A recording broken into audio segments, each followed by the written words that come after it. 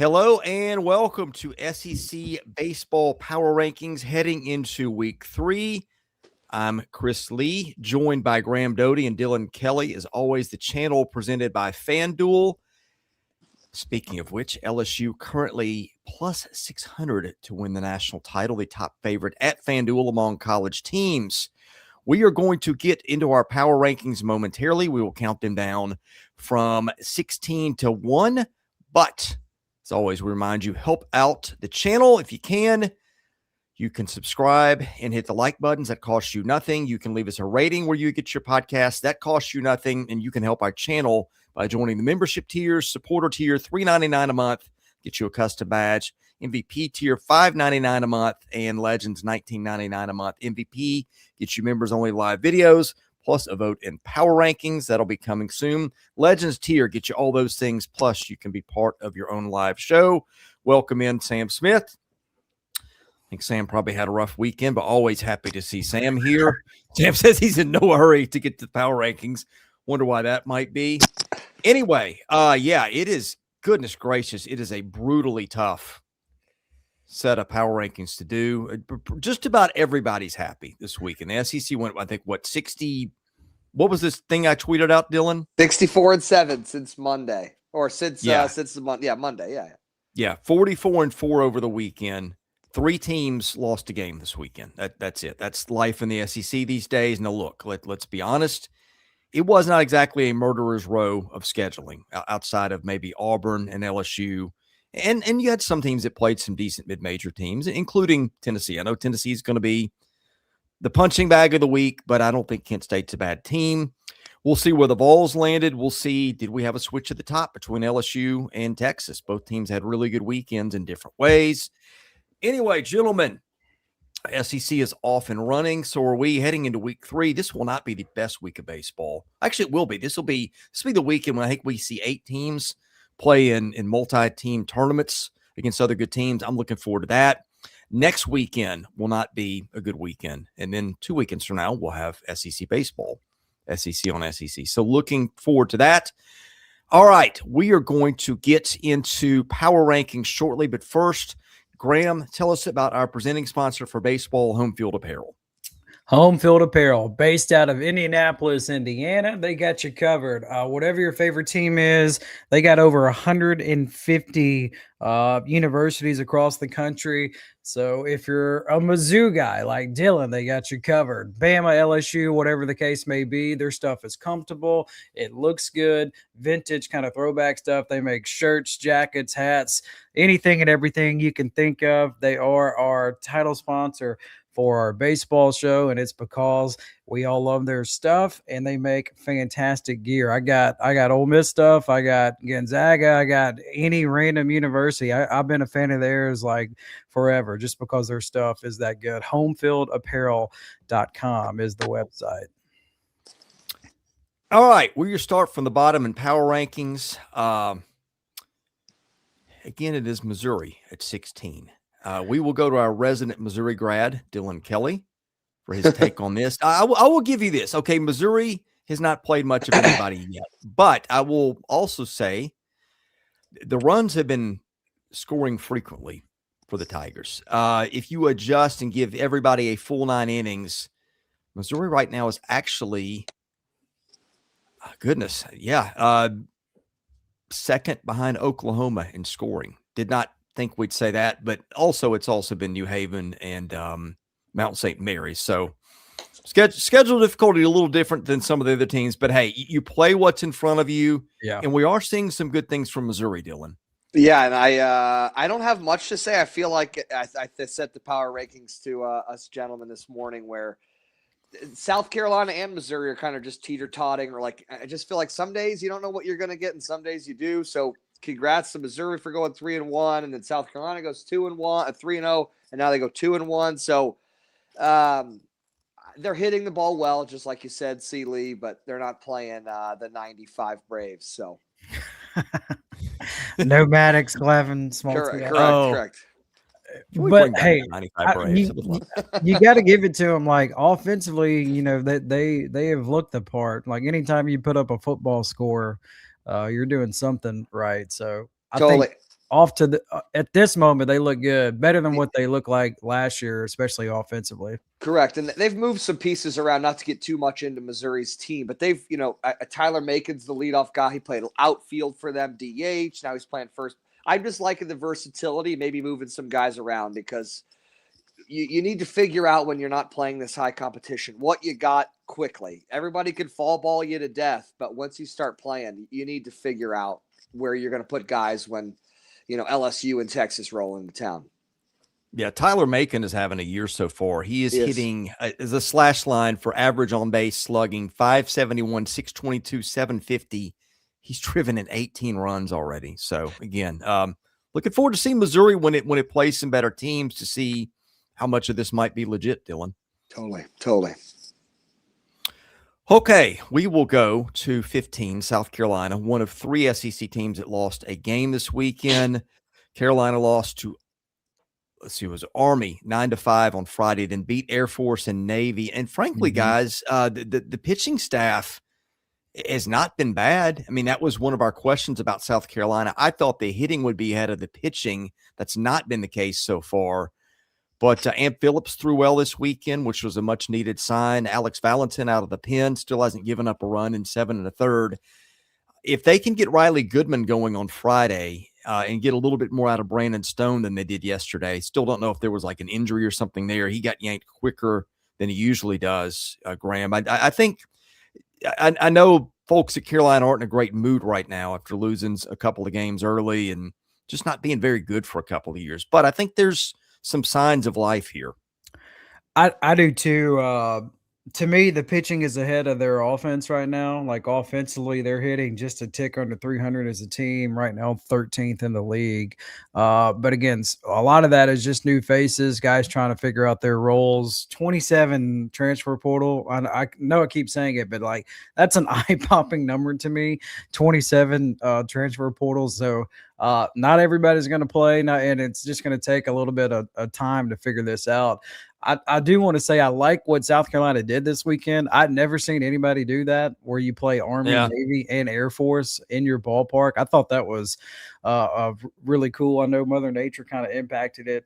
Like I said last night, I wanted to go to the game on Saturday, but it got rearranged and I couldn't make it work. But to your point, Chris, if there is something injury-wise going on, like I can promise you Paul Maneri is definitely going to talk about it. I feel like anything that man says here lately, it just like explodes and goes viral all over the internet. So if something is going on, we'll find out pretty soon this week. Yeah, keep an eye on Will Craddock. He's a freshman who crashed the lineup this week and has been hitting well for them. I'll be interested to see if that one sticks for the Gamecocks. All right, unanimous 14 Kentucky. Mostly because Kentucky's taken 2 losses, which is tied for the most in the SEC. The starting pitching, guys, has been outstanding. Still without Tyler Bell. I have not seen an updated timeline on that. But the Cats, the bullpen has not been quite as good as I wanted. The rest of the offense hasn't been quite as good as I wanted.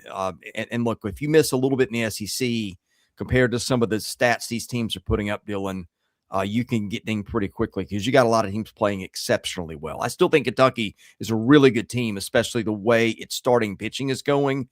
But I think the offense not hitting as much. And look, they're playing in some maybe cold and damp conditions too, which probably helps that. Anyway, that's where they slided, but I still think this is a regional caliber team. Yeah, definitely a good ball club. And they're I would say, one of the main teams that has to play good team baseball. Like once the hitting's not going well, then the relief pitching kind of gets funky and wonky, and you're having to bring guys in that don't usually pitch in certain situations. So I think it's like a flip of the coin. When they don't get good hitting, they get good pitching. And when they don't get good pitching, they get good hitting. It's kind of a Caesar salad here getting tossed around. So I'm not sure what they're going to do. They have plenty of talent. And even back to the point too about, and we'll talk about Tennessee and South Carolina, but the Friday night game grabs a lot of people's attention. It does. And it's like, hey man, we're throwing everything at you. Totally get it. I remember you don't want to lose on Friday night. You can't lose on Friday. Typically you're supposed to have your best guy on Friday night, but some of these teams, man, they're unloading their clip. And now if you lose the series, that's a problem. But the Friday night's the attention grabber. 2-1 against Evansville. damp conditions, not getting the best pitching, not getting the best hitting, but they're still stealing a lot of bases. They are trying to play their type of baseball as they usually do. I think they're a good team. They're a seasoned team, and with that brand of baseball, long-winded, you won't see them go into a slump that often. Yeah, not often you see a team lose a 1-0 game on Sunday, Graham, but that's what happened to Kentucky. Yes. Dylan, let me ask you this. What's it like when you go on the road and number one, it's like cold and damp, but also number two, there's like nobody there? Ooh. Sounds like a Missouri midweek, if you know what I mean. It's tough, man. It's tough to produce that juice. As the catcher, all the fielders are looking at you, so you have to create some kind of energy or, some get up and go. But it's so hard, man. And playing in cold weather is no bueno, as they say. Just every time I was watching that, and look, I've been to that ballpark. It is not a big ballpark at all. Every time I turn it on, it's like, man, they just look cold and there's zero energy in that. You're giving me chills right now, dude. Yeah. Yeah. I figured it'd be tough, but you're the one that like actually did all this. So correct. Playing in front of like 50 people in a random spot. That's what. Hey, but Mingione, he did it last year and he's doing it again. Like he goes on the road and plays these random teams. By the way, they played 2 on Saturday. I said they lost a Sunday 1-0 game, but they played a doubleheader Saturday. I presume to get out ahead of weather. So anyway, Alabama, you were 13. Also think Alabama's pretty good.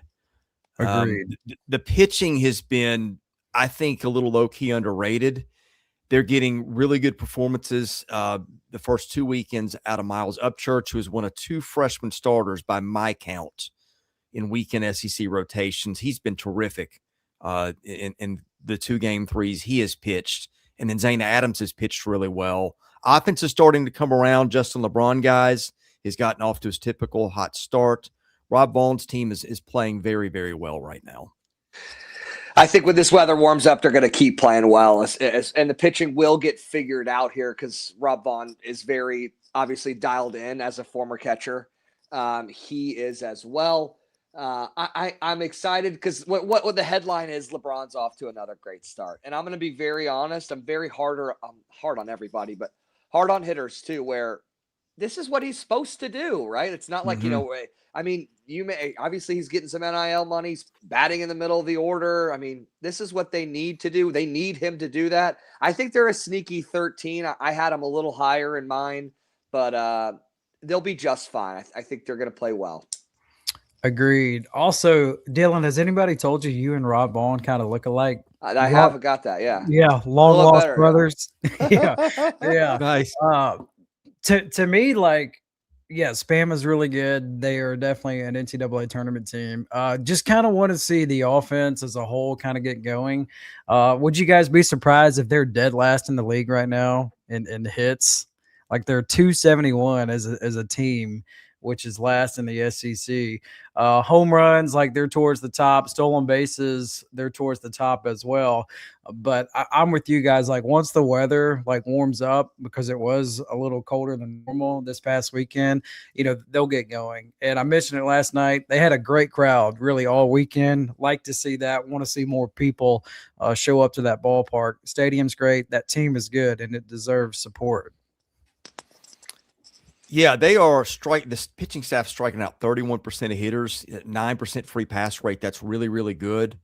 So again, I think this team has been really solid so far.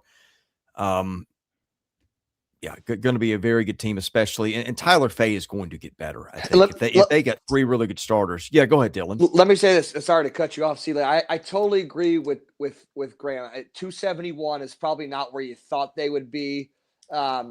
But, man, when you face some of these teams that have been inside and are notoriously known, Rhode Island, I've played with some guys from URI. Man, they are especially dialed in on the pitching side. And when you're inside, I feel like the pitchers have the advantage. So when those teams roll into town, man, those guys every team has been practicing and pitching and working on it. But when you're inside, you're a little bit more limited on what you could do. Outfielders can't really take pop flies. You can't really do cutoff. It's just a little different game. I think Rhode Island, they've always had a good pitching staff. So I this weekend was good to see them. I think the average will jump when that sun gets out over that field. they're dead last in doubles. Like I think they'll start to heat up, but for their standards, a slow start offensively 1 through 9 for the Tide. Right. Yeah, I think this is the range really between about 6 and 13. I'm not going to say you can argue them in any order because I think the next couple of teams, it's hard to argue them towards the top of the league. But I do think it's like exceptionally even right now in this range of teams. Like I even had trouble, frankly, from 3 down. Everything from 3 to 13, I had an internal debate on what I was going to do with teams. So that's just going to be the way it's going to be for a while till we get more games and frankly until these teams start playing some better teams more consistently. Okay, we got Tennessee at 12. And I know everybody's going to bang on the Vols this weekend for losing to Kent State, which is I think a pretty decent Kent State team. I think it's an old team. There's a little bit of noise in the stats that's kind of going against Tennessee. I won't get in the weeds with that unless people really want me to. But I still think there's a good ball team in here. Now, look, I think the hitting, and I think it has been a little bit cold and damp in Knoxville. That's probably kept the ball in the stadium. The pitching's been really good, especially the starting pitching. The bullpen, they're having some issues, and guys like Levi Clark just aren't going yet. I still think there's a good team in here, but you got to separate these things out some way. And Tennessee made it a little bit easier for us this week by losing 2 on the weekend. Go, DJ. No, you want to. I'm reading Sam Smith stuff, and I'm just going to tell him to pump the brakes here just a little bit. And I know it's going to be that year where it's going to be a loss and then bring Tony V back and Josh Elander stinks. But everybody just take a deep breath. It's very early. I truthfully look at some of the arms they got out of that bullpen. Yes. Look at some of the starters they got. They're throwing 110, man. I mean, they weren't getting blown out. I know maybe some of these games they lost late, but it was 6-6 and then not. I mean, these are baseball games with a baseball team. Now, would we like to clean up some of the errors? Yes, I get it. But Tony V ain't going to solve some of these problems. The players have to play well. Josh Elander knows exactly what he's doing. It stinks. Like we said, they're a good ball club across the white lines. It's going to be a long season if fans and Tennessee fans keep doing this. Bring Tony V back. I would rather lose now than lose 2 weekends on the SEC. And it's like, okay, now we need to panic. I feel like losing early in the season to figure out, hey, can't do this. Hey, learn from this is so much better than, doing it when you're playing Florida and then they start absolutely running you out the gate. So it's okay right now. Just everybody take a deep breath. Tony V's watching too, by the way. Sam said he's gonna pick him up in his U-Haul. So, here's where I am with Tennessee and Dylan. I totally agree with you. Still a ton of time to go, so no panic button or anything like that. I just think you got to remember with Tennessee, they got the youngest head coach in the league, first-time head coach. There's going to be growing pains, and I totally agree with Dylan. You'd rather him try to learn and figure things out now as opposed to right in the smack dab middle of SEC play. So they'll be fine.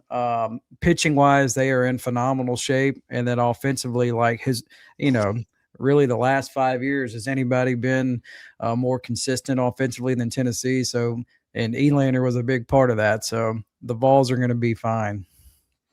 Yeah, they are giving up. They're one of 4 teams that are giving up fewer than a runner per inning, and that includes hit batsmen. I think they're 3rd in the league in that regard. They're also, I think, the least efficient team in terms of getting guys in based on like what the number of hits, walks, that kind of thing they have, which again that's a thing that kind of evens out over time.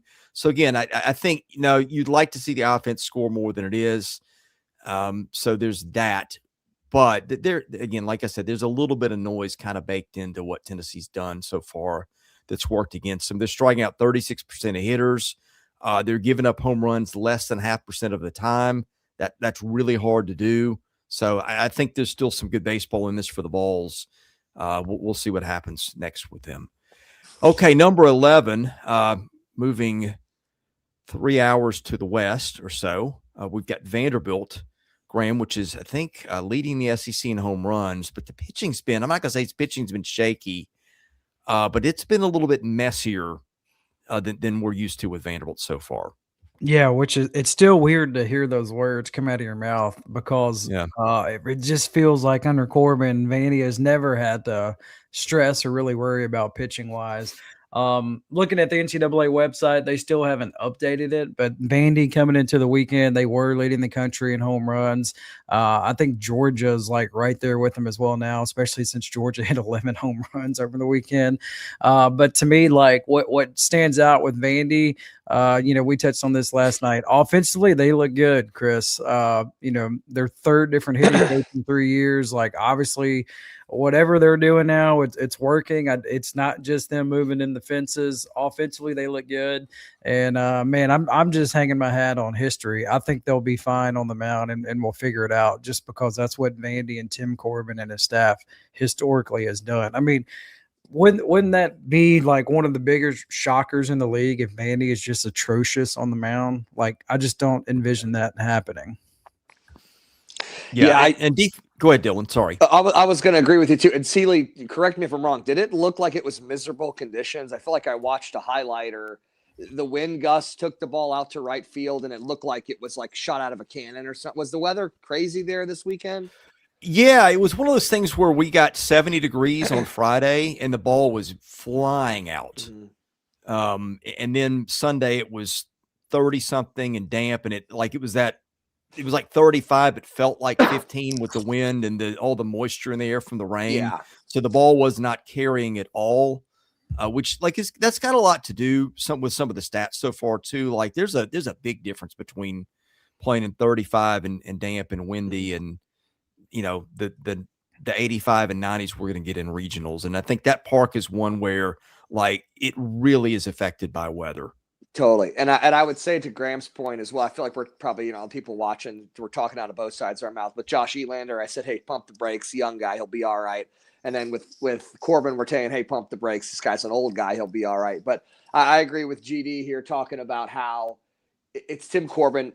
Maybe they're looking at a little bit of, hey, what's our identity? Because they've never hit this many home runs. I mean, I'm used to watching Swanson, Kemp, Xander, Wheel, some of those guys absolutely crush baseballs. They haven't been that in, recent years. It's been always pitch heavy. So maybe they're getting some of that, who are we early? I mean, they played well this weekend. So, I mean, there's not really much to criticize. I think they will figure it out. Yep. Lost Dylan. I'm sure hopefully he'll be back. They had the weird game of the week too. They no hit Eastern Michigan in a 7-inning game that was shortened by the run rule, and I think they gave up 7 walks and 3 hit batsmen. So a little bit on the ugly, and that's kind of what they've been. They also don't have 3 of their top pitchers. They have 4 lefties on the staff. Their best 3 are out. So that's been a little bit weird too. We'll see if they can get some guys healthy.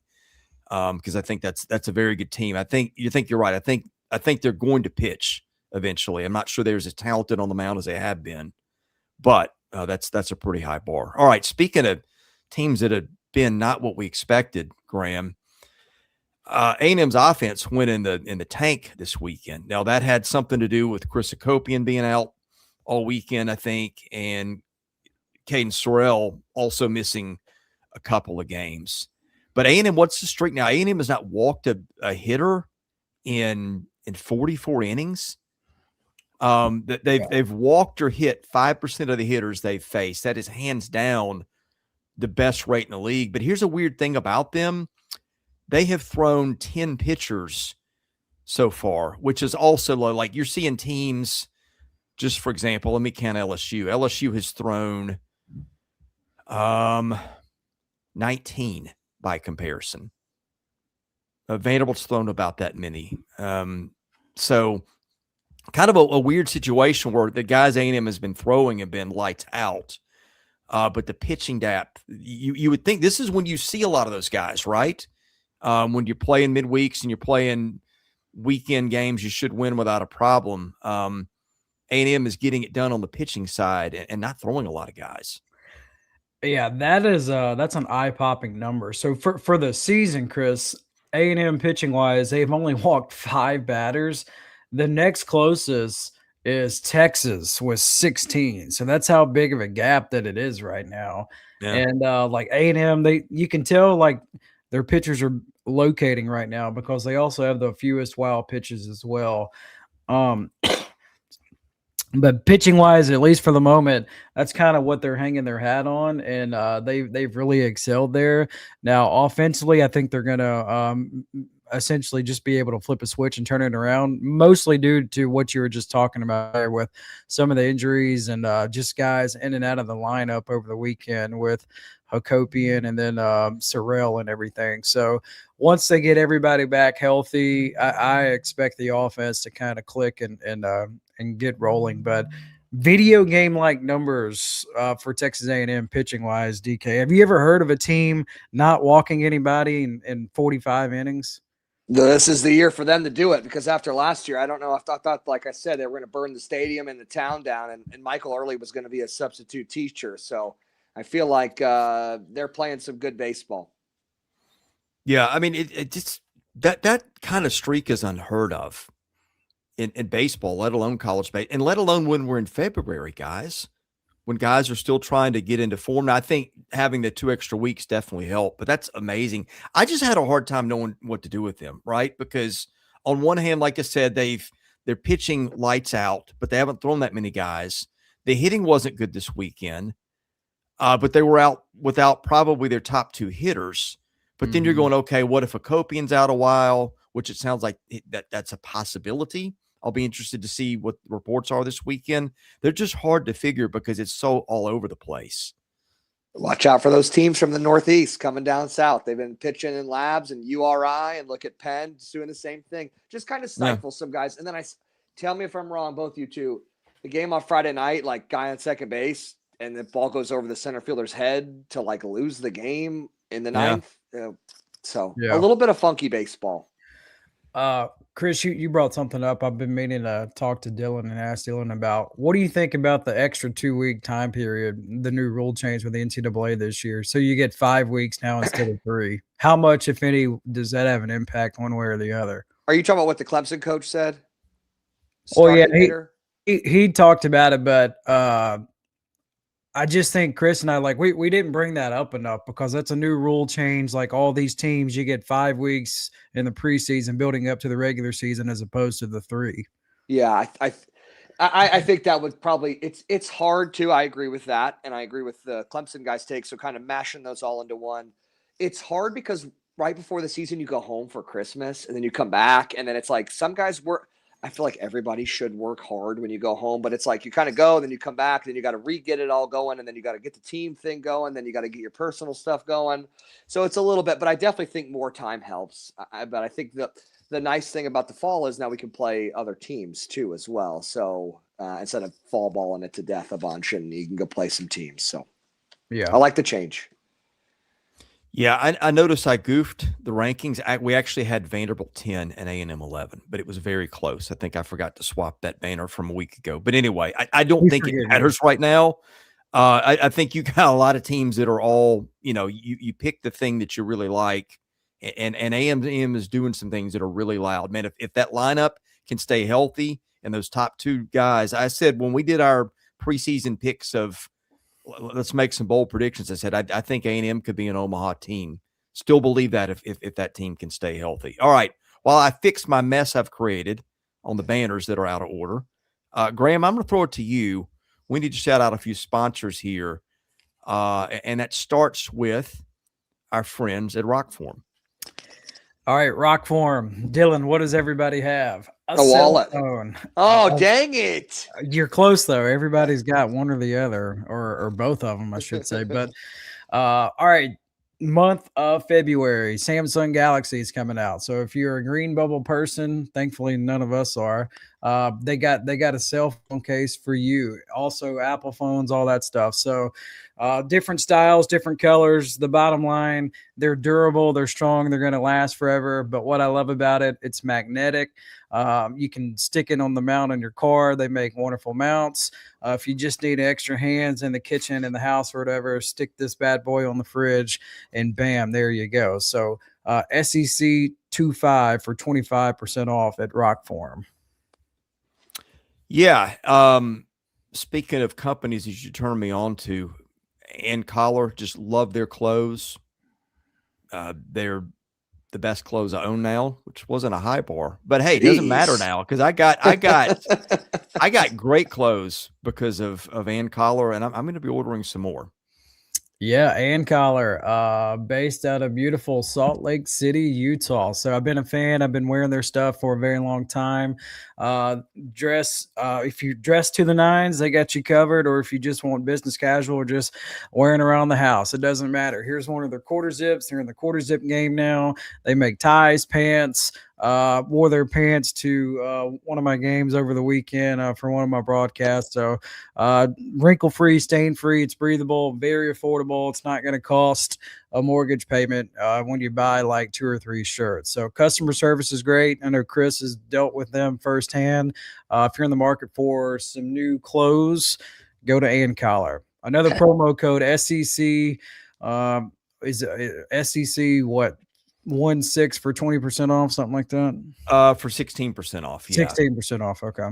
Graham, do they have clothes if I just want to take the trash out? Do they have that in their You bag? better believe it. Okay. Hey, Just making sure. They got clothes for any occasion, DK. Icon Wallets also sponsors our program. Another company, Graham turned me on to here. Their stuff is terrific. They're my new wallet, and you're going to love yours when you order yours from Icon Wallets. Father-son company based out of Wisconsin. I've been to a lot of places, boys. Wisconsin is not one. It's on my list, though. I might go there. But here you go right here. So they got several teams, SEC-wise. They're trying to get all the SEC teams. They got a handful now, but different styles, different colors. It's leather. It lasts forever. And just if you're a fan of like thin wallets, which I am, can't function without a thin wallet as opposed to like the brick I had back when I was in high school. No way you got a thin wallet. All that money you're making. I like the way you think. All right. Back to the rankings. Thanks again to all our wonderful sponsors. I hope you will use their products, order them with those discount codes, and I promise you're going to love all 3 of those. They make just outstanding stuff. Okay, we are at, I think we left off at Vandy at 10. Number 9, I was the dissenter on this one. I think I had Florida a few spots higher. Guys, the Gators, I'm telling you, Peterson threw well this weekend. Aiden King has been unscored upon. 3's been a problem. Their transfer from Hawaii hasn't delivered. But, man, they are hitting. They lost that opening game in the season. I think that colored things with Florida a little bit, but Florida is looking really, really good, guys. I think they jumped 3 spots from where we had them last week. So I think we had them 12 last week. Either way, we both said that this was a team that could skyrocket up our power rankings. And I mean, if they keep going up and up, I'm not going to be blown away at all. I think the big thing for Florida is what you alluded to, Chris. Liam Peterson is back. He looked really, really good when he was out there on Friday. And then I just think they got 2 studs on the infield. Lawson, he's going to be a first-round pick when he's draft eligible in a year. And then Ethan Surowitz, I've been carrying that guy's water because I just think he's a stud. 16 ABs a season ago, so now getting a full opportunity, and he put on a show this weekend in Gainesville. So super loaded with talent, really in all aspects. And now O'Sullivan is back, in the swing of things as well. So look for them to continue to play at a high level. Yeah, I'll give them some run as well. I had them pretty high up. I think maybe I said top 6. Man, you guys know what state they're in, the Sunshine State. They always get better as the season goes. Sully and those guys, just like Tim Corbin, will always put out a premium product. And I'll tell you right now, if they don't, he'll make changes radically, as we've seen with some of the interactions and he doesn't let you throw 4 balls in a row. It's like, hey, three balls in a row. We got 2 guys warming up. So I think his players know that. I tweeted at the shortstop this weekend, man. That was a very impressive play. They have all the right pieces. And let me just say this, being from Georgia, Kennesaw State isn't some walk in the park program either. So it wasn't like, an easy weekend. I'm looking at some of these other guys' schedules. But, man, Kennesaw State, they played well. And I got the Gators. I think, like I said earlier, Sully's got them right where they need to be, and they want to be heated up as they go into conference. But, man, they're loaded. You know what else they have? They have the best name in the SEC. See if you guys can get it. Okay. I can't believe we haven't gone here yet. I'm fascinated to see where you're going. I thought Is it you a were nickname? going. Yeah. No, it's going real. with their new logo, like the Gators swinging the baseball bat. That's where I thought you were going. I need That's to a see sweet that. I haven't logo. seen that yet. I like that. Go to Home Field Apparel, Graham. Come on, There we baby. go. Yeah. Hey, look at you, baby. ABC, always be closing. All right, Yeah. What's the nickname? Yeah, Greg? tell us, Seeley. Cash Strayer. Oh, yeah. He is there. He's an everyday outfielder for them now. A freshman who's come in and he's hitting too. Okay. Hit a couple bombs, 483 on base. Lefty in that lineup. I think that's an elite name, guys. Okay. Cash Strayer. All right. So, All right. What are the odds that's government name?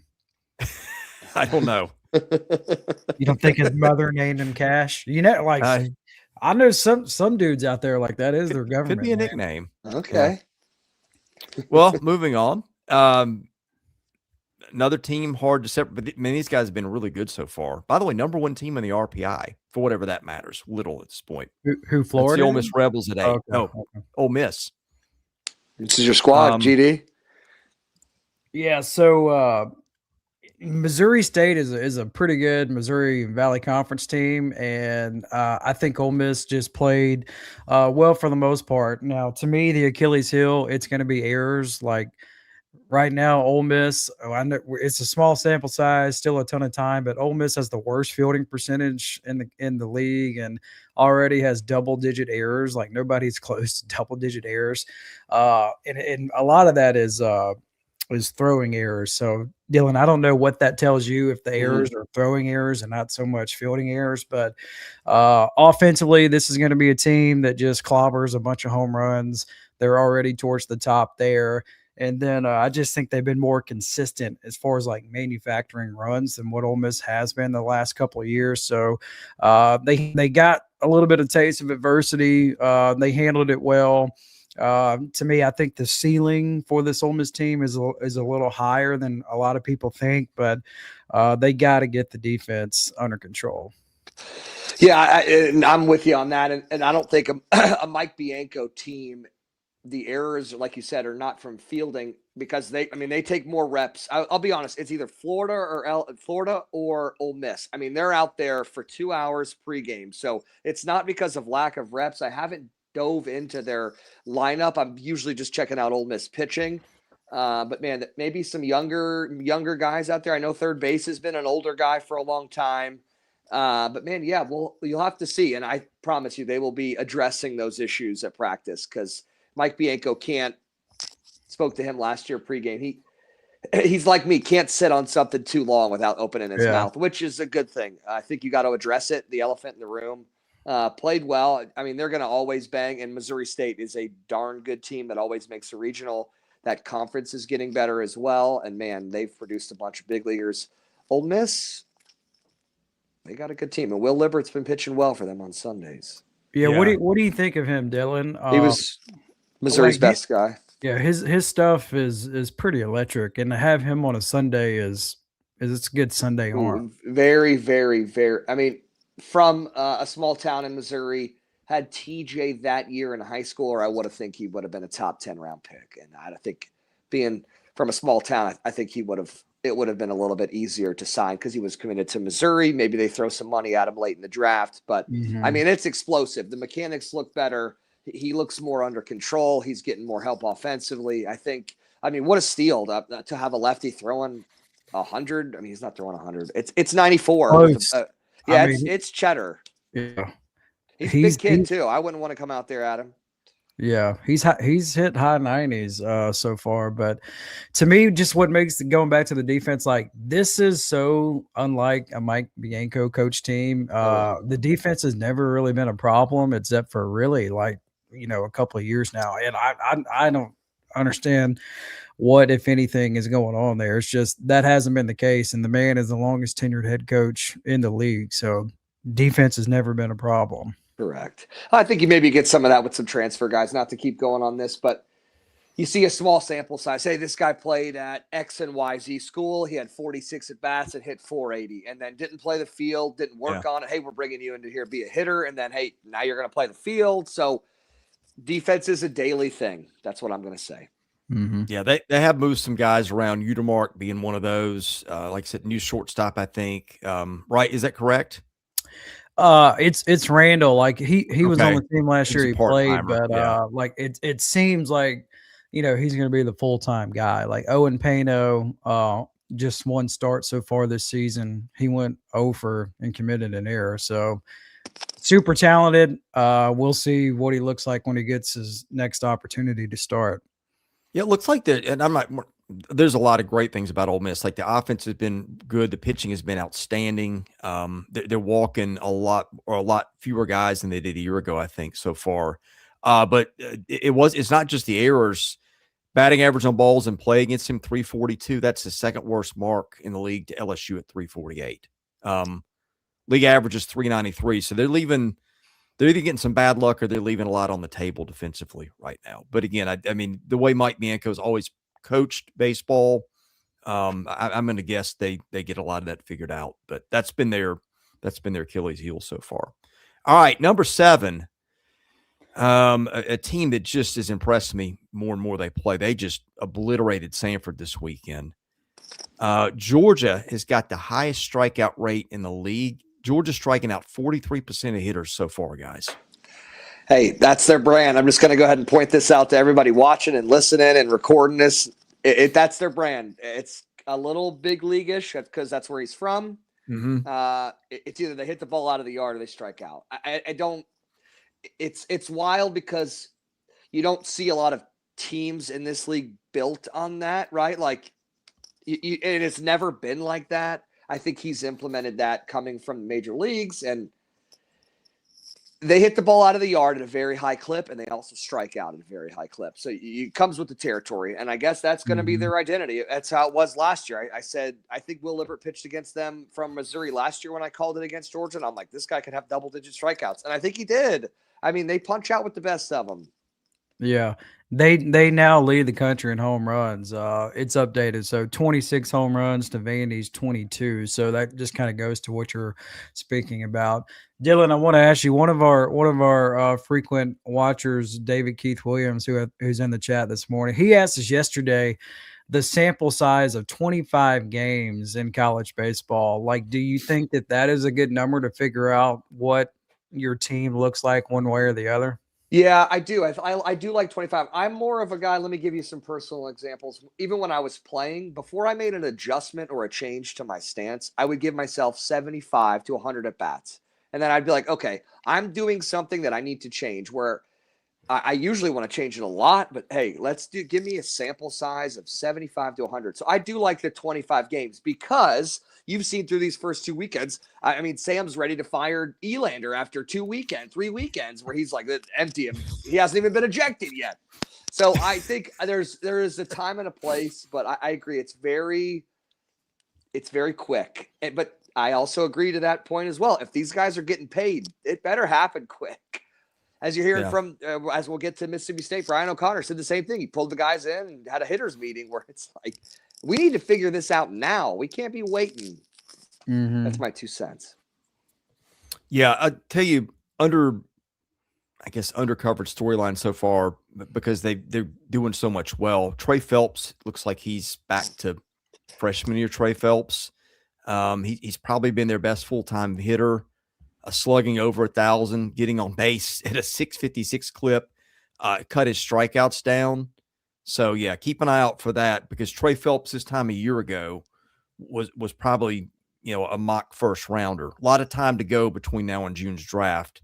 But Phelps went back to school for a year, and so far that appears to be the right decision. I think he's a super, super talented hitter.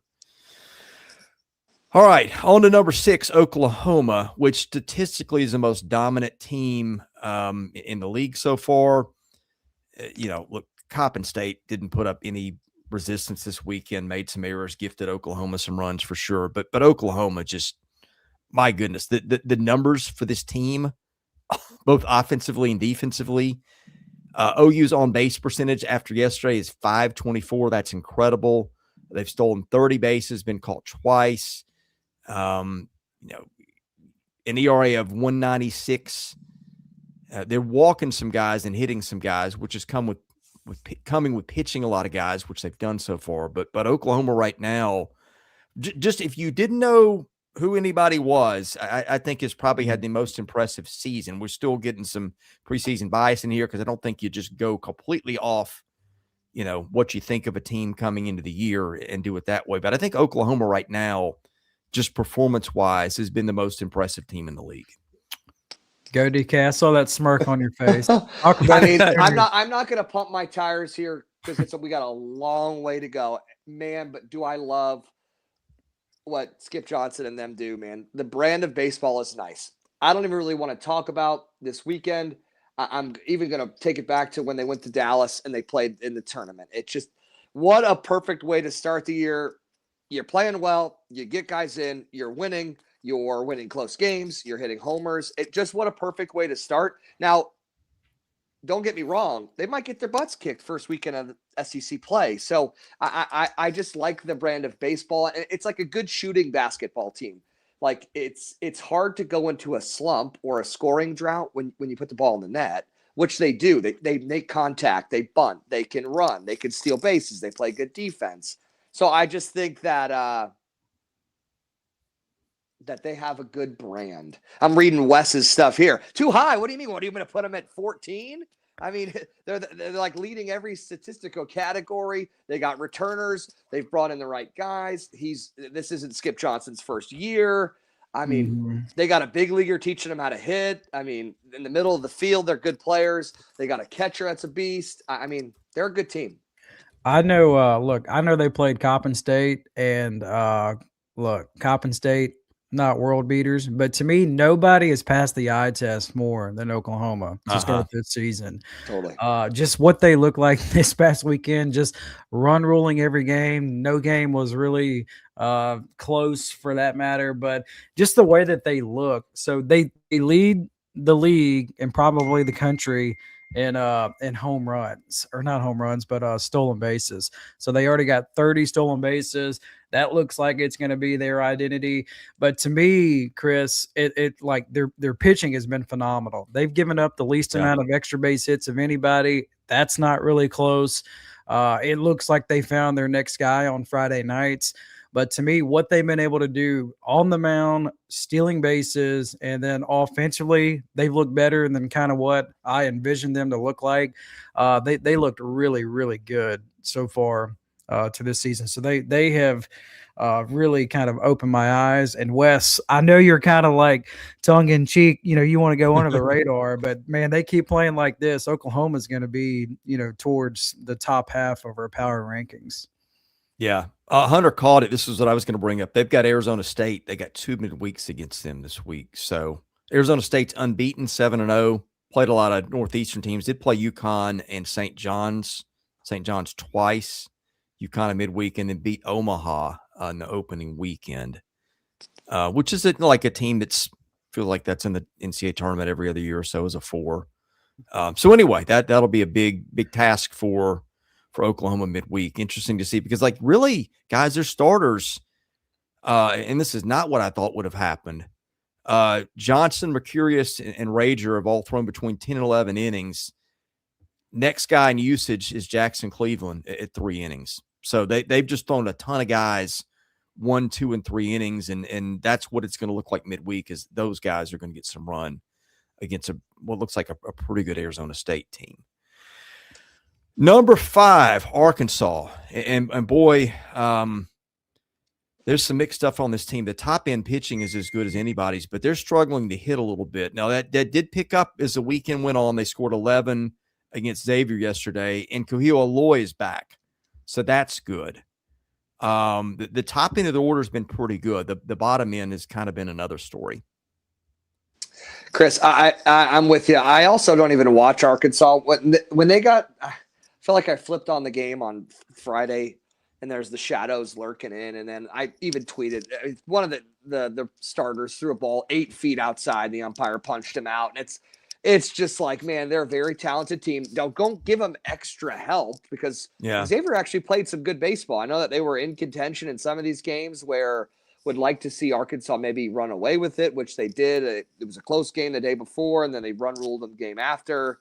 They have a good team. There's not even much to talk about. You're exactly right with the eye test. I don't know what I'm getting. I don't know. They're a good team. I can tell you that, but that's me reading the paper. So it's not anything new. I think they'll be just fine. They're a sunshine team too. They play well when it gets hotter.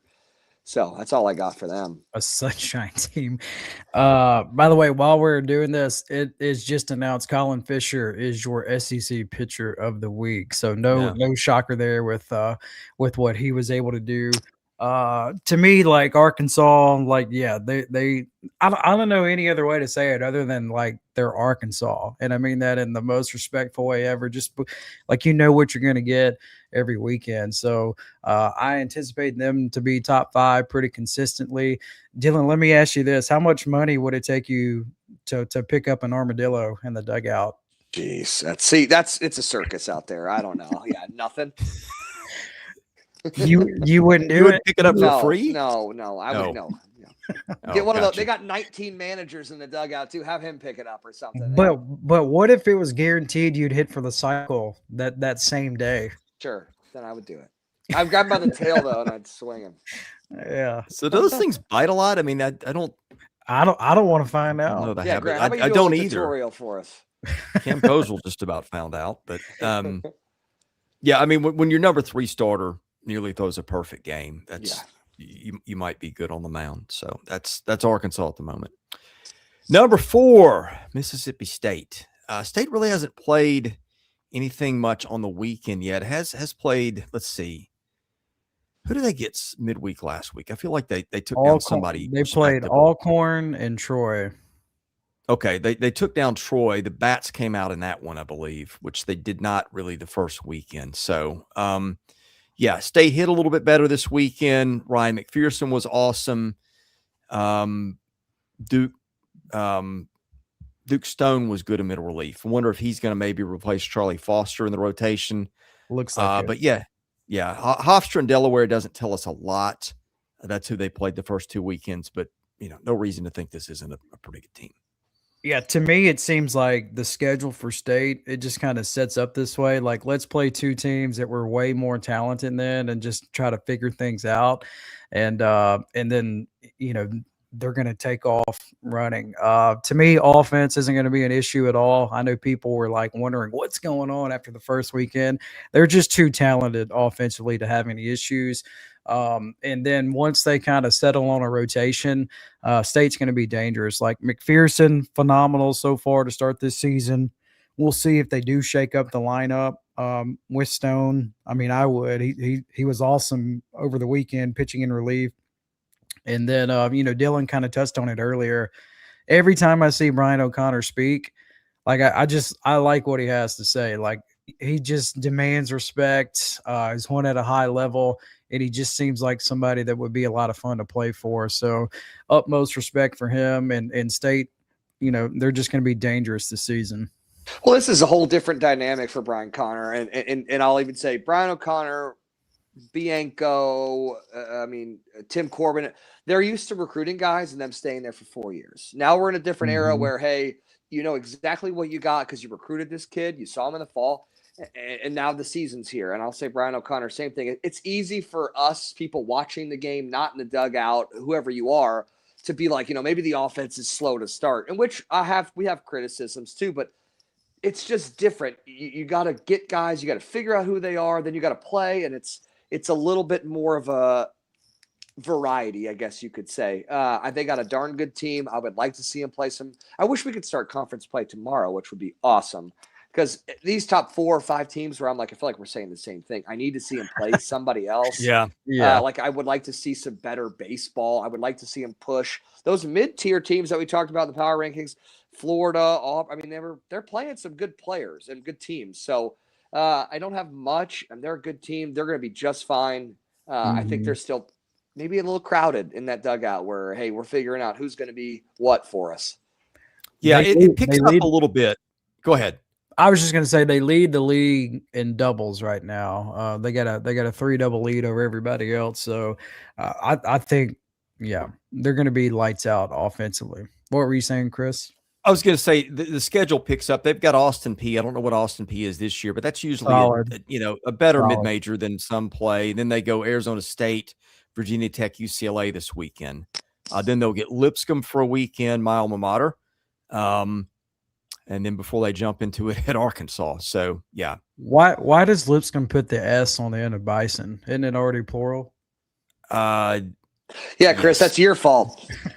I went to a school with a grammatical error in the last name. What can you say? It's why the tuition's a little bit lower. Right. You get what you pay for. No, I actually enjoyed it there. It was a good place. But okay, let's see. We are at number 3. That is Auburn, which I'm going to say, guys, for who it beat is probably just turned in, with apologies to Oklahoma last weekend, maybe the best weekend anybody's had in college baseball this year.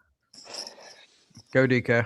I love, and I wish we could have done this when I was in school. Man, these tournaments in indoor stadiums where it's not 12 degrees, man, I think that's great. I mean, they played, I'm looking at this now here. Obviously, it was, Kansas State, FSU, Louisville. I mean, I'll pay for the Flow Sports $100 a month for that right there. That's primetime baseball. That's what I want to watch.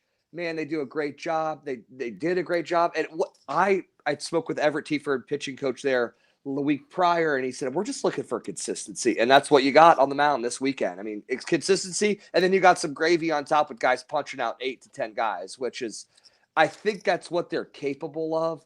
But I think starting pitching will tell you a lot about Auburn, as you could say for any team. But I think when you get guys in there that can pitch, it just sets up. It's like hitting a good drive down the middle of a par 5, right? You hit a good drive, you're set up for the rest of the hole.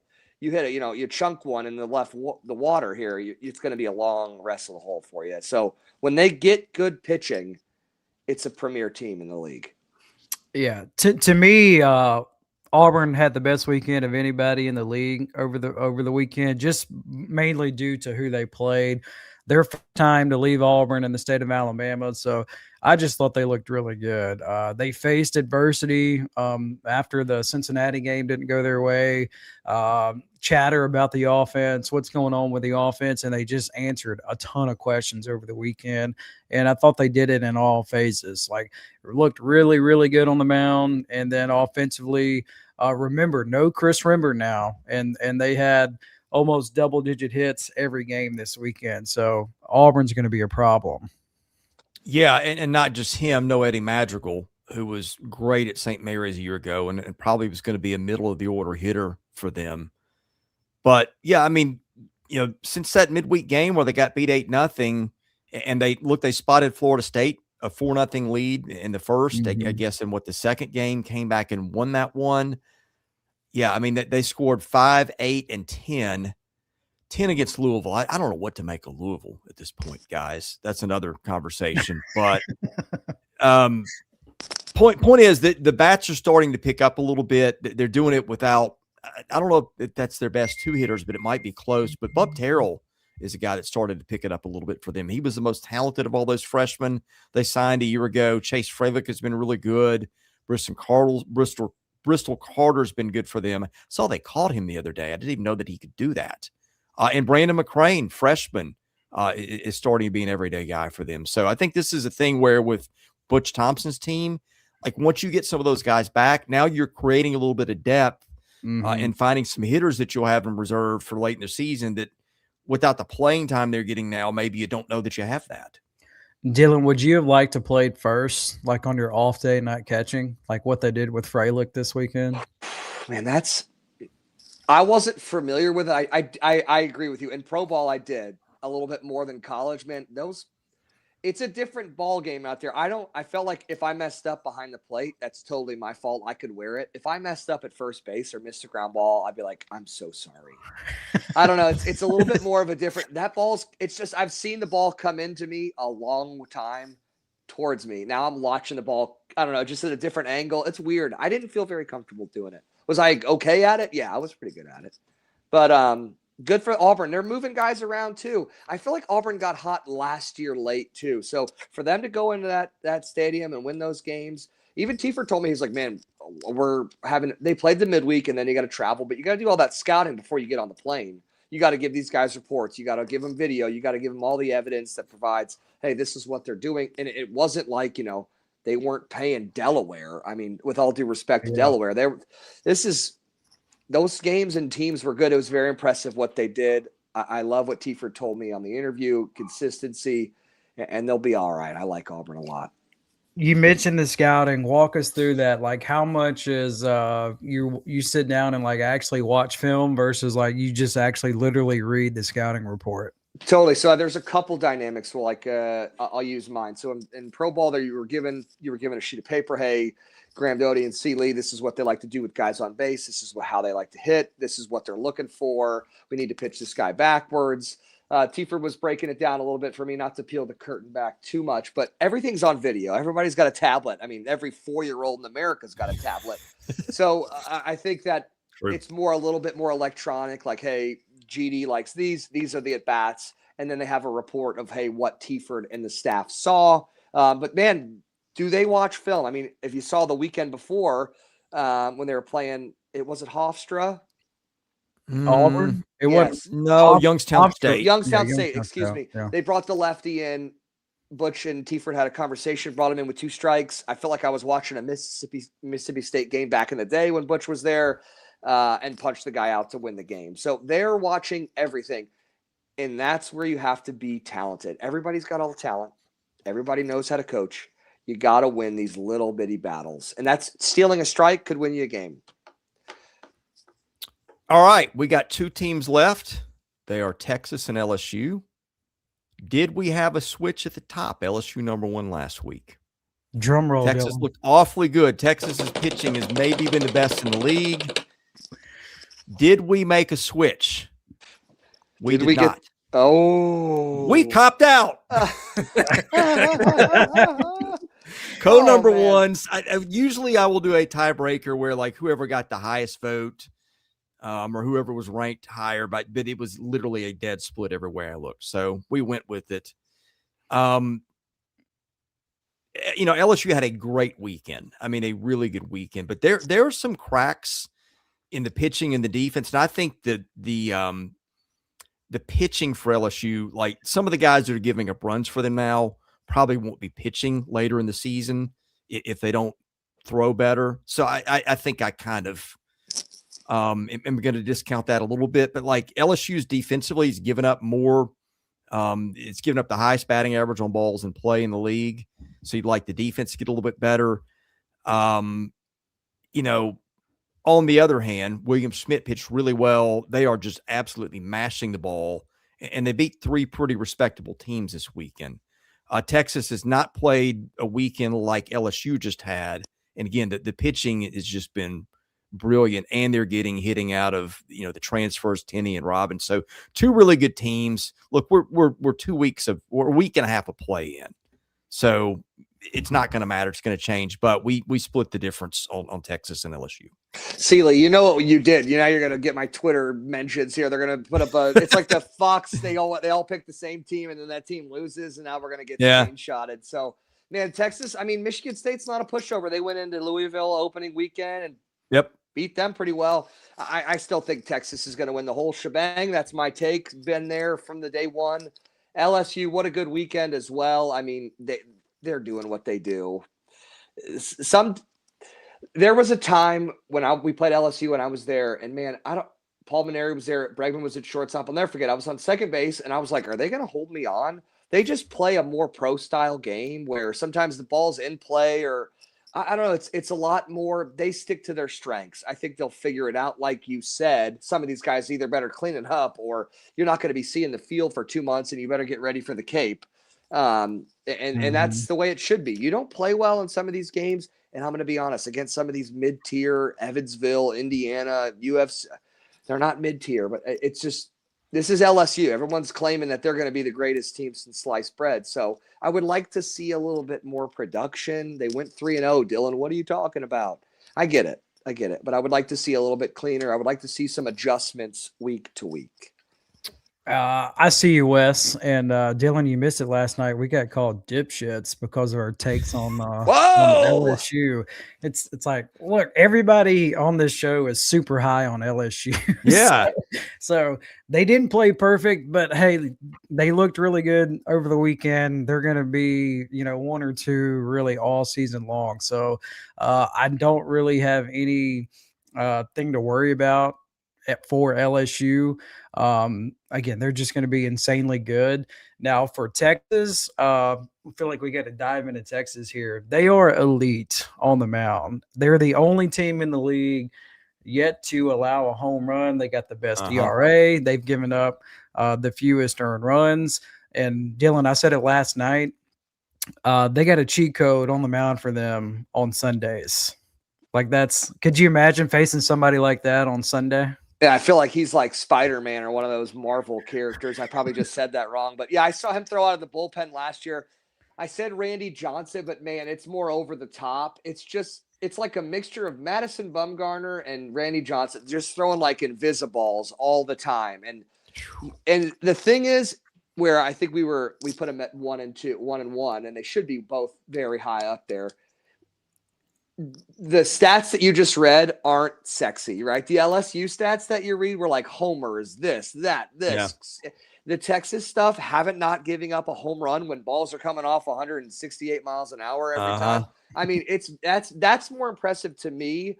I mean, and then they got a guy on Sunday. When do you plan on getting hits? With the righty on Friday and then the lefty on Sunday? Let me know when you're going to get 2 hits in a row. It's like, good luck.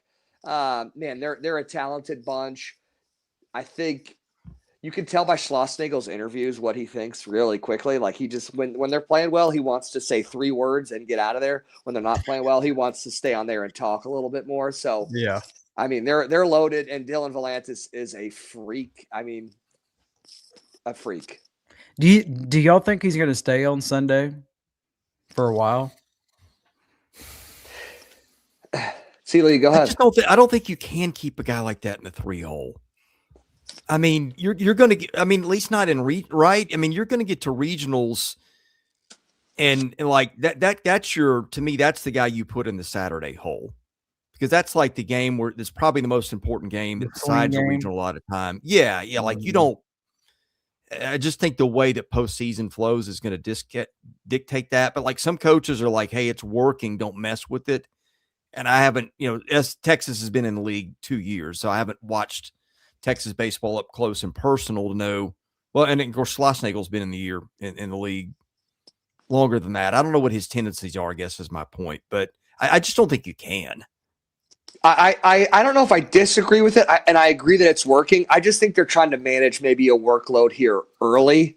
And now, do I think when they're playing in a super, I think he'll go game 1, maybe game 2, honestly. But I don't think they're going to feed him to the wolves here right out of the gate. We're like, what does it do for Texas for him to throw 9 innings against Michigan State? Like I love it, and I think it's sick, but I would like to see him go, 6 2/3 on maybe Sunday at Florida or whoever they play. But I think that they have an idea of what he's doing. I also don't think that they want to keep moving him around. Probably also keeps him happy. Because, who's not going to empty the bag and try to get him maybe next year? Yeah.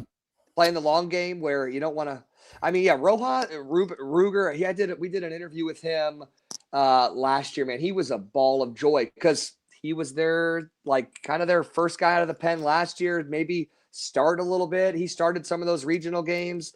I don't know. They've moved guys around. So I like him on Sunday. I like that. This is long-winded again, so you guys got to cut me off. But This is, I think he's a freak. I think that they're trying to kind of ease him into it because it's a long year. Yeah, I'm looking at Riojas got the highest strikeout rate on the team, 48%. Well, aside for Thomas Burns, but that's out of the pen and not as many innings. So I think I go Riojas. I think I move Volantis into the 2, and then you can throw Luke Harrison in the 3, who's versatile, pitched a lot of ball, and is still going to be a better Sunday starter than 95% of the country, if not more. It's so hard too. I'll give you a player's perspective. Man, Friday, Saturday, it's easy to get up for those games. It is. It's easy. Friday night, all the girls are there. Everybody's jumping, screaming. Saturday, okay, a little bit more people are there. Okay. Sunday at these noon, 1 o'clock, and then you roll out Volantis. It's like, this isn't really that fun. This is not fun at all. So I understand both sides of it too, where do I think he should be the Saturday? Do I think he should be Friday? Yeah, probably, the way he's pitching. Yeah. So I think they enjoy the versatility. We're getting some questions on LSU for pitching. Here's the issues. LSU pitching staff has given up more runners per inning than any of the other teams in the conference.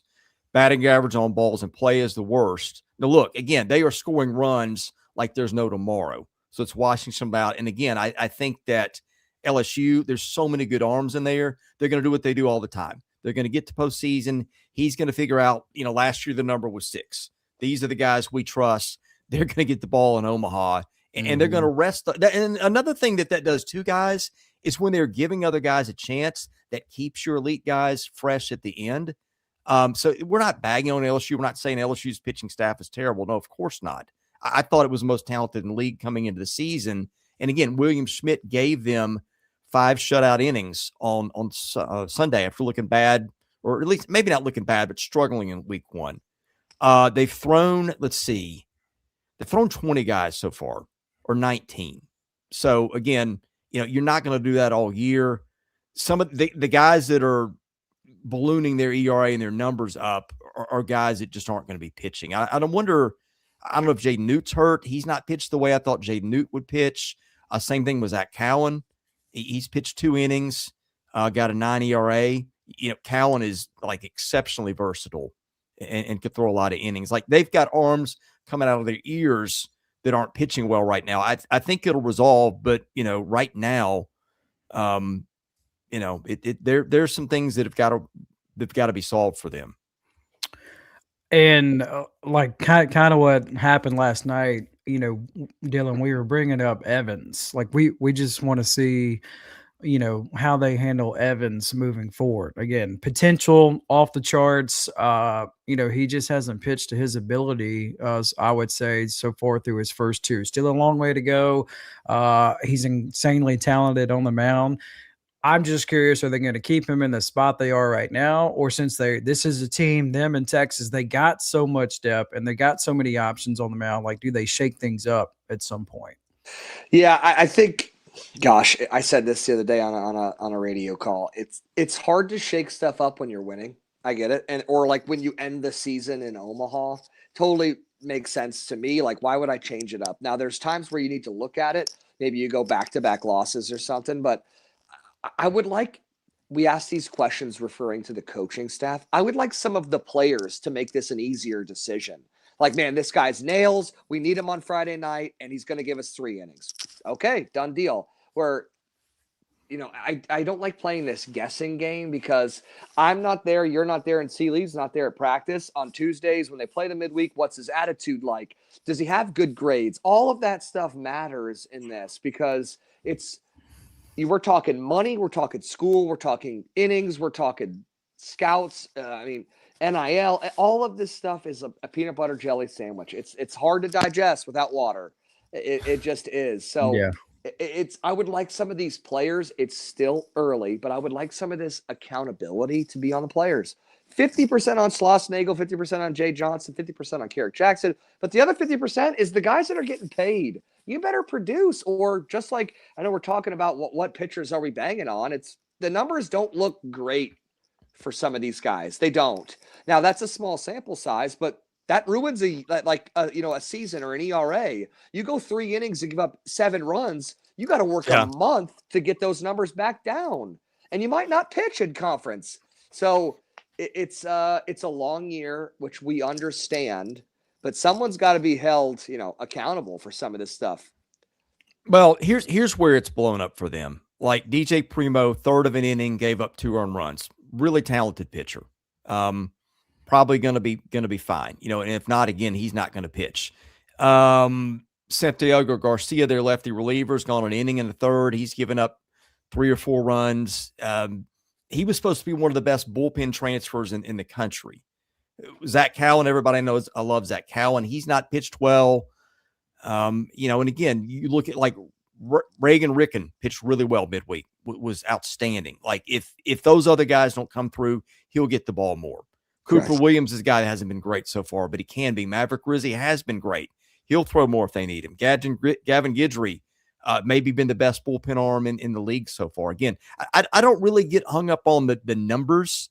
I get hung up on like who are your top 10 arms, and LSU is gonna have that in the end. But right now, you'd like to see some of the depth pieces that we thought would pitch better kind of step up and do that. But it's extremely early. You're exactly right. But and to that point, every coach has a game plan. Even when we start the show, we have a game plan of what we're going to talk about. Awesome. Great. Same thing with Jay Johnson. The game starts. He's got guys he trusts and guys he knows, hey, man, he didn't pitch well on Tuesday or Wednesday. I'm not going to put him back out there. Baseball is a trust game. I can't put you out there if I can't trust you. Now, I'm not saying that you need to be lights out from, game 1 to game, 78. I'm not saying that because it's a lot of failure in a very short season. But you have to play well. You need to make these decisions for these coaches easier, where you can trust this guy. He's going to play well, and he's not going to hurt us. So, I'm more harder on the players than I am on the coaches. Now, maybe if a coach says something stupid in a post-game interview, I'm going to be like, what the heck is that? But these teams are obviously uber talented.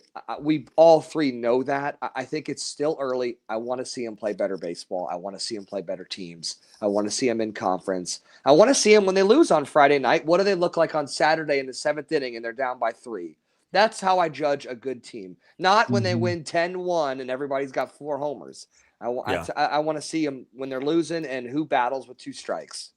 Yeah, and it's the same conversation for Vanderbilt, too. I don't think Vanderbilt's got as many arms, and I don't think their top-end arms are as good. But we said, hey, Vandy hasn't pitched it like we thought it would. Correct. And you got like Jacob Faulkner kind of blew up for them in an appearance, and so did Alex Kranzler. And that's like inflated the whole staff ERA by probably a run or more. Same thing that's happened at LSU, just that the composition's a little different. So, any parting thoughts? We got I missed that. Okay, here we go. My apologies. That's from Quinn, our friend Quinn, one of the longtime supporters of the channel. Sorry, I missed that, Quinn. If Auburn wins the SEC, will Butch Thompson get the respect he deserves by the national college baseball media? So to me, like you're talking to 3 guys that watch and love college baseball. To me, Butch gets a lot of respect. I don't really see a lot of people disrespecting him. I mean, I don't really go on social media like some robot account or whatever. Like if he's dogging Butch, it's like, okay, that's just one person. But to me, like he's one of the best in the business. Been in the SEC for over 20 years now, Georgia State, and now obviously Auburn. What makes him good? He is just incredibly consistent, and what he does with his pitchers is what makes him one of the best in the business to do it. So to me, I don't think he gets disrespected at all.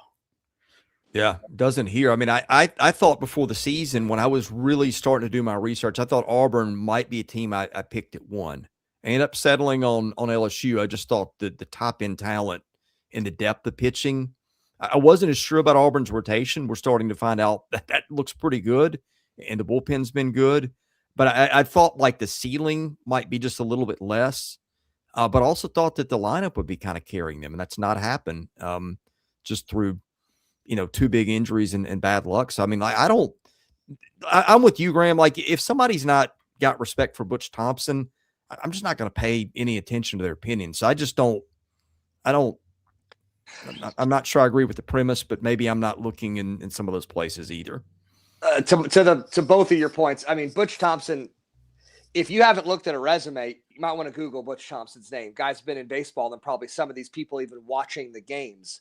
I've played with a lot of guys in pro ball, college ball. Man, I haven't heard one person say Butch Thompson stinks.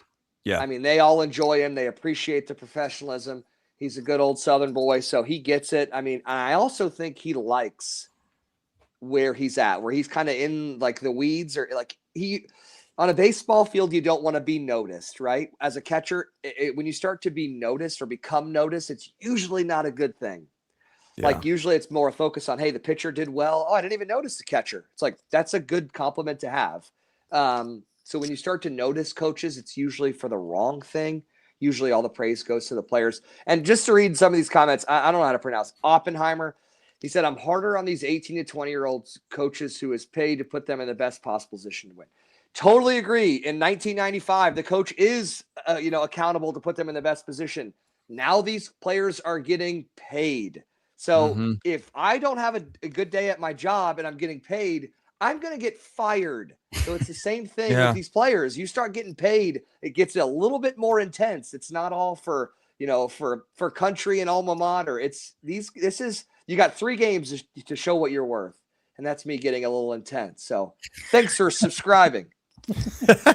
The Auburn conversation continues. I think this is really what it is, guys. I think you've got, let's look at the teams in this league. Okay. I'm going to pull this up to make sure I don't miss anybody, but you'll get my point when we get to the end.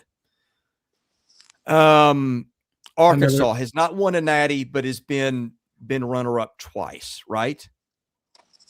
Or once, excuse me, in the semifinals last year. Florida, Kevin O'Sullivan's won a natty, and I think been a runner-up once. Correct. Georgia has won a natty. It's been 35 years. LSU has won, 6 or 7? I lose count. In 2 of the last 3, Mississippi State won in 21. Missouri won a couple in the 1950s. Just if we're going to get them all in, but they're not really relevant to this one. Sorry, Dylan. It's okay. Oklahoma was runner-up in 22.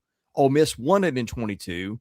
South Carolina went back-to-back and almost 2 back about 15 years ago. Tennessee won it 2 years ago.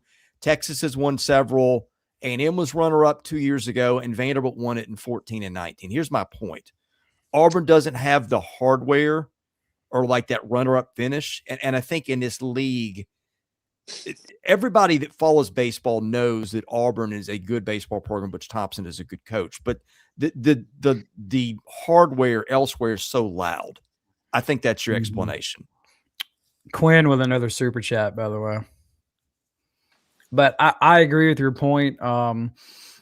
It feels like Auburn, the next step, obviously, make it to the championship series, and then who knows? Like it's a matchup issue, and what your pitching rotation is once you get to that point. Yeah. Butch has been twice. He was a part of a team that played for a natty when he was at State when they matched up against UCLA. So, he's been there before.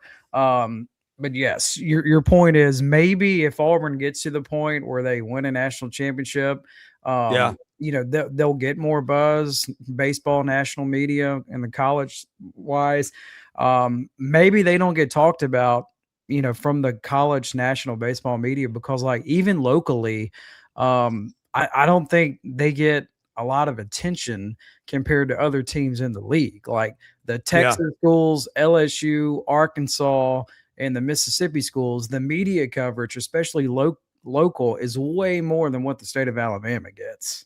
Yeah, well, and look, in the spring, they've been so good in basketball lately too. That's taken some of the attention away, probably, from them a little bit, even locally. But yeah, by the way, Quinn, take it easy on Eric. Eric's one of our long timers and a good one. So, hey, Quinn starts throwing us more super chats. I might just come dressed as the Auburn mascot here later this week. Let's go, Quinn. Right. I guess we're preaching to the choir here, because I think Auburn could win a national title this year. I think it's possible. So I want to see. They're going to have to get Rembert healthy, and they're going to have to get, I think, maybe not have to get Madrigal healthy, the way some of the other guys are coming through, but that would really help because he's probably got as good a pop as there anybody on that roster. And I forgot somebody mentioned I think Griffin Graves is still out. I'd forgotten about that. So they've got some pitching in reserve too that hasn't thrown yet. That stadium's got some magic too, by the way. That stadium's a place to play. They got some magic at that place. Yeah. Did you get a second super chat, by the way? You know, it's what No, I didn't. Oh, sorry. Yeah. Yeah. I mean, I can't vouch for everybody else. I mean, rankings this year have been all over the place, guys. You know, I think LSU's been at or near everybody's top. UCLA's been everybody's one. You know, Texas has been close to that group. Mississippi State's been close to that group. And I mean, everybody else, man, opinions vary. To me, like this year, what you were touching on, like 3 to like 13 is way closer this year than it feels like in previous years. Yeah. And Kentucky would be in there too, I think, if Bell were healthy. And may still end up getting there. I mean, I don't count Nick Mingione out. So I don't think this is going to be just maybe a somebody runs away with it year. I don't even know, you know, I picked LSU to win it, but I don't know who's going to win it. I'd take the field to LSU, and that's nothing against LSU. It's what I think of the league this year. I picked the SEC to win it. Yeah, that's well safe to say that. I got history on my side. Yeah. David Keith Williams wants to know how many teams you think could have a legitimate chance to reach the World Series and win. I think that number could be high as 10. 10. I mean, whoa. I don't disagree. I mean, if they're healthy, that's not going to end up that, right? Because there's going to be a team in there somewhere that well, I'll give you an example. Okay, we had let's see where we went with our rankings this week, just to make sure I got this right. A&M was our 11. Do you think A&M could win it all? I'd have to see more. I don't think so. Okay. Need to stay healthy. The margin for error is getting okay. Let's start with 10. Do you think Vanderbilt could win it all? No. No? Okay. Let's go with our 9, Florida. Yes. Okay. Ole Miss at 8. Potentially. Defense has to get better. This is not one of my. You say potentially. I mean, Ole Miss won it with the 7-14 start a few years ago. That is correct. But the difference is that team was number 1 in the country, and it had a bunch of senior older guys that have been in the program for 4 or 5 years. So no, next. Okay, well, I think a lot of teams could win it. If we're putting a number on it, like I think the over under is 4.5. Like that's what I would do. I would say 8. I'm saying 8. Okay, who are you leaving out? Like, where's your? I don't know, but I sounded like a jackwagon. I jumped on your guys' show, and you guys have been great. I left out Arkansas like the first day I was ever on here, and I caught flack on that, which is stupid. I don't know who I would leave out. I have never seen injuries happen this frequently in college baseball. I feel like every week we get 4 guys that are just evaporated, and then you don't see them again. So I just think 8, and this is going to sound lame, but the teams that are the healthiest, playing the best ball, Texas, LSU, Arkansas, Florida.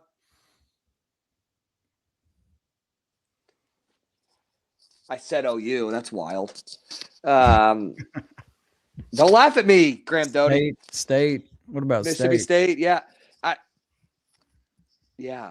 There's a lot. Are we throwing Tennessee in the trash bin after one? No, we're not. No, we're not. See, I have a very wide lens at this. I'd say 9.5. That's my line. Okay, I'm done. We just don't. I still think I just don't have any clarity on who the best teams are yet. Yeah, I think that's fair. Yeah, I think LSU and Texas are probably the most talented teams in the country. I think Auburn, I can make a case is close. Mississippi State, I can make a case is close. Oklahoma's playing like Arkansas. If Arkansas hits, the bottom of that order hits, and the top end. I mean, you just don't know. It's a series of one-game events. Totally. I feel like we're playing the game at the fair where you throw the ball at the Coke bottle glass and then it falls down and then the guy pulls it back and it stands up and you never know what you're going to get. Yeah. Somebody want to know our thoughts on Georgia. We went into that. I don't know. Jeremy, where were you, man? Like Georgia, they got a good old team. They hit the ball out of the fence. They put the ball over the fence, and they also strike out a lot. And how about the skipper down there with a little fire into that media staff? I think somebody made a dumb comment or maybe said they don't look great out of the gate, and that's why he said, I'm not taking any questions today. Well, hey, DK, Chris got the scoop last night. It was about a freshman. Do tell. Let's hear. Well, he was mad about somebody down there that had been writing or saying they don't play freshmen. And so he had it. I will not name a reporter, but he was allegedly very, very targeted towards one particular individual. Oh, yeah. I felt like he was, He's always, Graham said that too. He always runs a little hot. He's a little different, but they do a good job, man. Yeah, they're going to be good, especially at home. Boy, they just took it to Sanford this weekend without Kenny Ishikawa as well. So once they get him back for SEC play, like they're going to be tough, especially at home. What helps them? They don't leave the state of Georgia until like week 2 of SEC play. So look for them to stack up a bunch of wins. And Quinn with another super chat too, Chris. By the way, Georgia, the highest strikeout rate among pitchers so far, and it's not even close. They're 43%. You got 3 teams next at 36, one of them being Auburn. Where did I miss the super chat? Quinn, here we go. Yeah, Quinn 3 in a row. Yeah, if you guys know Auburn beat Lindsey Crosby's another one. Quinn said Jason Caldwell. He's one. There are a few of them, but it's probably not as large as like, LSU, Tennessee. Correct. Let's specify. Those reporters at Auburn are focused on basketball and football. No offense to the baseball team, but it's just that's where the money's made at that school. I think, as you saw last year, they start winning a couple more games. They go to some of these regionals, and it's like, okay, everybody's an Auburn fan. So I agree to your point that it's not covered as well as even the states bordering it. It's like, okay, Georgia, Florida. I mean, it's just not covered ance but I mean, they do a good job. Yeah, they do a good job. And like, to me, the difference between Auburn and Arkansas, like Dave Van Horn, like my man has some of the longest press conferences of anybody in the league. Like you're talking 40, 45-minute pressers. And that's a state that really cares about college baseball. So Arkansas gets way more media coverage than Auburn does locally. Greg's one of our long timers here too. Says over under. I think he means for Omaha is 4 for the SEC and 7.5 to reach supers. I mean, man, I thought the SEC was going to get 5 or 6 teams in Omaha last year, and boy, did that one bomb. But I think that was also just kind of a weird year. Yeah, I think it's an anomaly what happened last year. But to me, if you're giving me the SEC or the field, give me the SEC. Someone wants to know if we've seen UCLA play. I've not seen them play this year, nope. But I'm glad somebody brought UCLA up because, like, here's a good point of reference for like how how much we should underestimate what we think we know at this point of the year. I remember last year, Vanderbilt and UCLA played a game about this time, and I promise you, nobody was going into that game saying one of these teams is going to be the 1 seed in the tournament and the other one's going to be your consensus preseason number 1. But for the next season. So there's a lot of stuff we've got to learn. Didn't UCLA pick up that big Texas outfielder? Yeah, Will Gasparino. Yeah, he was a good player last year. Hitting the cover off the ball. That's right. So good for them. So to me, here's where I am with UCLA. They are going to torch the Big Ten like they just are. They're going to host. They'll probably make it to Omaha, and then, they're just do what they look like a season ago. So they're going to win a bunch of games. They'll be in the mix. But again, give me the SEC over UCLA. I haven't looked at their schedule, and I agree with that, Graham. I also where are they going to be playing these first couple weeks of Big Ten? Is it going to be cold? Are they going to slip up a little bit? Now they're too talented to slip up for numerous amounts of weekends, but do they play Michigan State in the middle of pulling it up? Yeah. I mean, that weather is that it's wild because when we grew up, everybody in this chat, and the Big Ten was all the teams in the Midwest. And then now they're playing UCLA, and it's a little different when you still think about it now, but yeah. It cracks me up every time. Like on social media, you'll see people will have like a picture or video of a UCLA home game, and they're like, "This is what the stadium looks like." Yes, that's what their stadium looks like. It's correct. They don't put any money into the facilities there. They don't have to worry about rain. But again, in LA, you got a lot of options. Not a lot of people go to college baseball games, unfortunately. Okay, they've got their league schedule is Ohio State, Michigan, which could be decent based on the first couple of weekends. Maryland, at Iowa. The Maryland is also at Maryland. No, I'm sorry. Maryland is in LA. Michigan is also in LA. Gosh, they play a very front-loaded home schedule, looks like. They go to Iowa. Then they've got USC on their field. They go to Rutgers. Boy, that'll be a fun road trip. And I'm going to say this too, because I watch NFL as we all do. They even talk like, don't tell me that schedule doesn't matter. It does. You start taking these West Coast teams to Rutgers. It's like, now, are they going to be compliant? They might stay this weekend and stay on there on Tuesday and just fly maybe from Ohio to somewhere else. I don't know. I can see them working it out, but man, you even heard the UCLA head coach, Mike Cronin, I think is his name, where he's, like, man, the travel sucks. It's terrible. They have voiced their frustration with the travel. And now you're telling me. Every time I look at my phone, I feel like he's complaining about something. Correct. Yeah.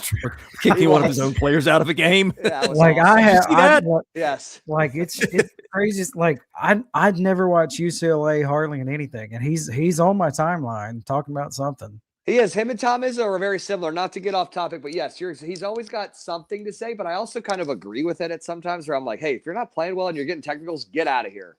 Now, I think the travel is going to play a part. Do I think they're going to slip up, like I said, 2 or 3 weekends? But you're telling me NFL teams, I mean, like the spread on NFL teams when they go from Seattle to Jacksonville to play a Week 8 game, it's like, what's going on? The travel matters.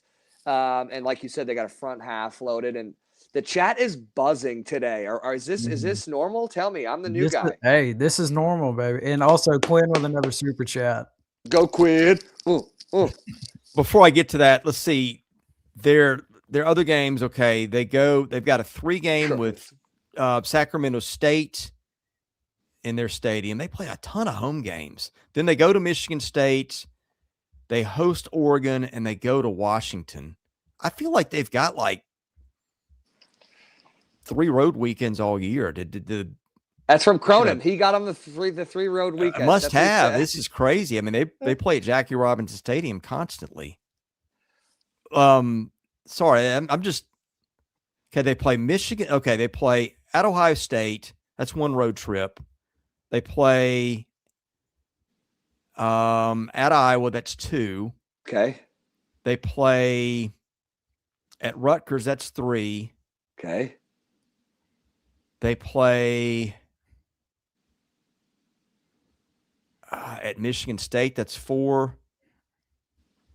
And then they play at Washington. That's 5. Okay, so they do have 5 road trips in conference. But anyway, you were thought the schedule messed up. Well, I did. I'm like, do they give these guys like eight home series and 2 on the road? And like when I was looking at it, I was like, this is weird. But Quinn's bold prediction: Auburn will either sweep Texas or Arkansas, both at home. Now, who they swept? Did they sweep LSU last year? I don't think in Auburn. I think that's what they did. Did they sweep? I know they won the series. I think. I'll look it up. They not took that it to good. somebody. I think it was LSU. Yeah, it was definitely at Auburn. I remember that, and it was kind of like I don't know, that series kind of got people's attention, a season ago.